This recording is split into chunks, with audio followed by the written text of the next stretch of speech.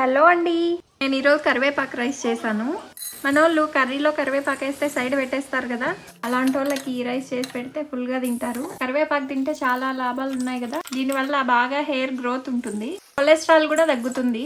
Weekly once అయినా తింటే బాగుంటుంది. దీనికోసం పెనంలో ఆయిల్ వేసుకొని ఉద్దిపప్పు, శనగపప్పు, ధనియాలు, ఎండుమిర్చి, చింతపండు, కరివేపాకు అన్ని బాగా ఫ్రై చేసి పక్కన పెట్టుకోవాలి. పెనంలోనే అంటే ఎక్కువగా మాడిపోతాయి. ఇవి చల్లారాక సాల్ట్ వేసుకొని మిక్సీ పట్టుకోవడమే. ఈ పొడిని ఎయిర్ టైట్ కంటైనర్లో వేసుకుంటే 2 వీక్స్ దాకా ఫ్రెష్గా ఉంటుంది. రైస్ చేయడం కోసం పెనంలో ఆయిల్ వేసుకొని ఆవాలు, జీలకర్ర, పల్లీలు వేసుకొని బాగా ఫ్రై చేసుకోవాలి. స్టవ్ ఆపేసి కరివేపాకు పొడి వేసుకొని బాగా కలుపుకోవాలి. తర్వాత అందులోనే రైస్ కూడా వేసుకోవాలి. బాగా కలుపుకొని నెయ్యి కూడా వేసుకోవాలి. అదేలే, నేను కూడా ఫస్ట్ టైం చేసినప్పుడు యూట్యూబ్లోనే చూసి చేసిన. ఇక్కడ మేము తింటుంటే మా చిన్నోడు వాడికి కూడా కావాలని అరుస్తున్నాడు. ఈ వీడియో నచ్చితే లైక్ చేసి నా ఛానల్ని సబ్స్క్రైబ్ చేసుకోండి.